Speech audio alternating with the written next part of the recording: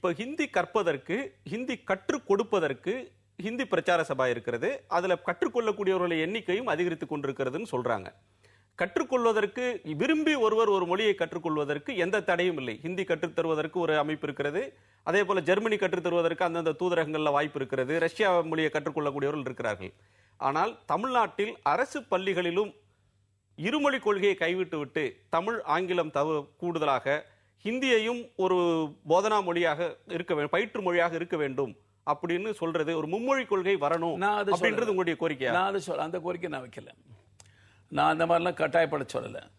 ஹிந்தி கற்றுக்கொள்ள வேண்டும் என்று விரும்புகிற மாணவனுக்கு ஹிந்தி கற்பதற்கான ஏற்பாடு வேண்டும். இவ்வளவுதான் என் கேள்வி. என்ன மாதிரியான ஏற்பாடு அரசு செய்யணும்னு சொல்றீங்களா? பள்ளிக்கூடத்திலேயே கூட என்ன பண்ணா, விரும்புகிற மாணவனுக்கு ஒரு வகுப்பு நடத்திட்டு போகலாம், ஒரு ஆசிரியர் சொல்லிக் கொடுத்துட்டு போகலாம். ஏன்னா அவ்வளவு பேரும் தானா முன் வந்து இந்தி பிரஜா சபாவை தேடி கண்டுபிடிச்சு போய் சேர்ந்து செய்வான்னு சொல்ல முடியாது. எல்லாருமே கற்றுக்கிட்டா நல்லது தானேங்க. கூடுதலாக ஒரு மொழி தானே அவனுக்கு தெரிய போகுது. தலைமுறை அப்படி தான் மாறிட்டு இருக்கு. நிறைய பேருக்கு எல்லா மொழியும் தெரியுது. என்ன வருத்தம் என்னன்னா, எல்லா மொழியும் கற்றுக்கிறாங்க, ஆனால் தமிழ் தான் பேசுறது தெரியாம போறாங்க, தமிழ் எழுத தெரியாம போறாங்க. எனக்கு அதுதான் ரொம்ப வேதனை. அது வருத்தத்துக்குரிய ஒரு விஷயம். ஆமா, நீங்க உங்களுடைய பேச்சில் இன்னொரு வரியை சொல்லியிருந்தீங்க, 1967 அல்ல 2014.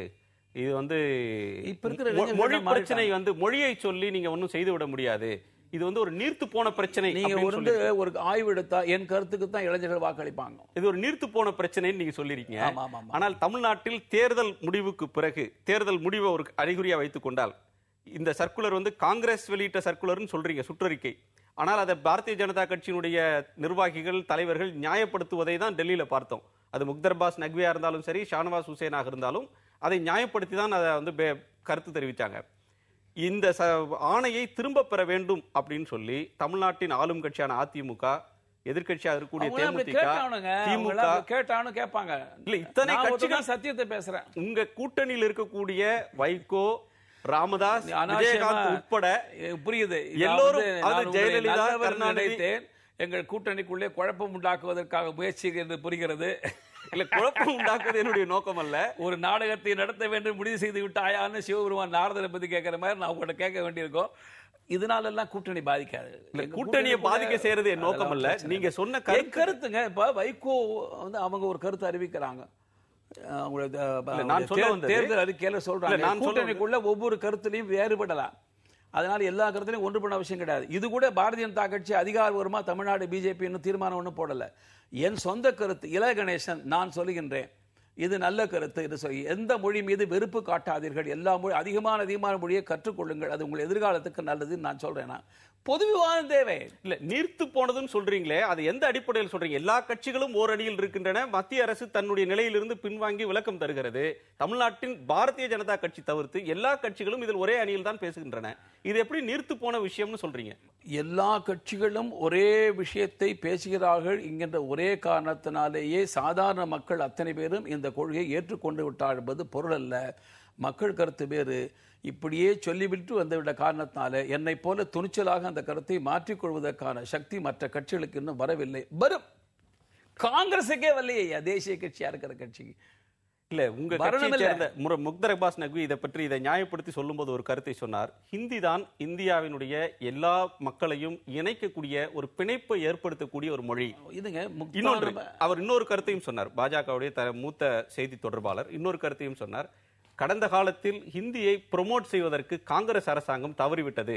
மகாத்மா காந்தி, நேரு, தீன்தயாள் உபாத்யாயா போன்ற பல தலைவர்கள் வலியுறுத்தின ஒன்றை ஹிந்தியை ப்ரொமோட் பண்றதுக்கு காங்கிரஸ் அரசு தவறிவிட்டது. நாங்கள் நேர்மையாக முயற்சி செய்வோம். அந்த அளவுக்கு எல்லாம் முக்கியத்துவம் கொடுக்க விரும்பலைங்க. விரும்பினாலும் விரும்பாட்டி போனாலும் பாரத நாட்டுடைய பெருவாரியான மாகாணங்கள்ல சாதாரண மக்கள்கிட்ட வச்சு இந்தியை வச்சு சமாளிச்சிட முடியுங்கிற நிலைமை இருக்குங்கிறது உண்மை. நான் அனுபவ ரீதியா நான் எல்லா மாகாணத்துக்கும் போயிட்டு வந்திருக்கேன். கேரளம் தவிர மீது எல்லா மாகாணங்களையும் இதை வச்சு சமாளிக்க முடியும்னு நினைக்கிறேன். நரேந்திர மோடி அவர்கள் வெளிநாட்டு தலைவர்களை, சார்க் தலைவர்களை எல்லாம் அழைக்கிற போது, பேசும்போது இதுவரையிலும் இந்தியாவினுடைய பிரதமர்கள் ஆங்கிலத்தில் தான் உரையாடி இருக்கிறார்கள். சார்க்குடைய மொழியாக ஆங்கிலம் தான் இருந்திருக்கிறது. இப்போது அவர் ராஜபக்சேவோடு உரையாடிய போதும் சரி, ராம்கோலத்தோடு உரையாடிய போதும் ஒரு மொழிபெயர்ப்பாளரை வைத்துக்கொண்டு ஹிந்தியில் பேசினார். ஹிந்தி தான் இந்தியாவுடைய ஒற்றை அடையாளம் அப்படின்னு சொல்ல வர்றாங்க அப்படின்னு அதை பொருள் கொள்ளலாமா? நீங்க அந்த மாதிரி எடுத்துக்கூடாது. எத்தனை காலம்தான் நாடு விடுதலை பெற்ற பிறகு ஆங்கிலத்தை மாத்திரமே மையமாக வைத்துக் கொள்ள வேண்டும் என்கிற கேள்வி சில பேருக்கு இருக்கலாம். ஏதேனும் ஒரு மொழி இந்திய மொழியில பேசணும். இரண்டாவது, இது நான் சொல்றதுனால இதை விமர்சனமாக எடுத்துக்கொள்ளக்கூடாது. ரொம்ப பேருக்கு தன்னுடைய தாய்மொழியிலையோ அல்லது ஹிந்தி, இப்போ நீங்கள் நான் உங்களோட நான் தமிழில் பேசுகிற மாதிரி நான் ஹிந்திலேயோ ஆங்கிலத்திலேயோ என்னால் அவ்வளோ சரளமாக சில உதாரணங்கள்லாம் சொல்லி பேச முடியும். நான் ஹிந்தியில் பேசுவேன், மலையாளத்தில் பேசுவேன், தெலுங்கில் பேசுவேன், ஆங்கிலத்தில் பேசுவேன்.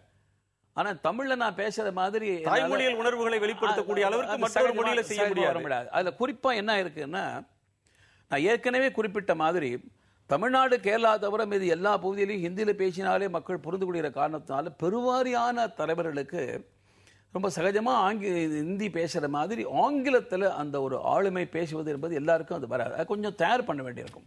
நான் யாரையும் குறிப்பிட்டு சொல்லி விமர்சனம் பண்ணால் தப்பாக எடுத்துக்கூடாது. அதனால் அப்படி பெருவாரியான தலைவர்கள் அப்படி இருக்காங்க. அவங்க அது ரொம்ப சகஜமாக இருக்குது, மக்களும் புரிஞ்சுக்கிறாங்க.